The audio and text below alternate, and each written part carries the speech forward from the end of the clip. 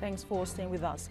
The Senate Committee on Local Content is pleased with the compliance level of the Nigerian Content Development Monitoring Board's implementation of the Nigerian Oil and Gas Industry Content Development Act 2010. At an oversight visit to the 17-story NCDB headquarters in Yenagoa, the committee chairman revealed plans to end indigenous operators' marginalization in the oil and gas sectors in the country. Vetame George has more. Members of the Senate Committee on Local Content were at the temporary office of the Nigerian Content Development Monitoring Board on oversight function.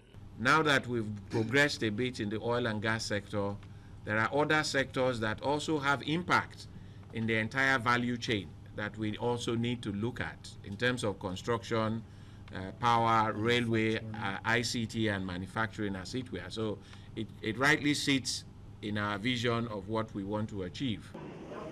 The NCDMB Executive Secretary led the Senate Committee to the 17-story headquarters building site in Yenagoa.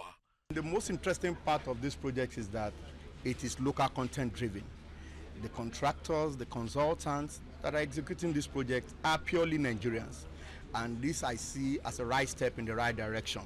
The Senate Local Content Committee rates the NCDMB compliance level to the NOGICT Act 2010. As far as we are concerned, the board is working around the clock. We can give them 80% performance. So far, so good in terms of ensuring that there is full compliance with the NOGICT Act. And we believe that the remaining 20%, by the time we as the National Assembly will come, work together and improve on the existing legislation to cover that linkage sector, we'll be able to be 100%. We are trying to enforce the utilization of Nigerian-made cables. The idea is that in future, we want to see how the local content law can encompass other areas that we see leakages in terms of importation of products like that.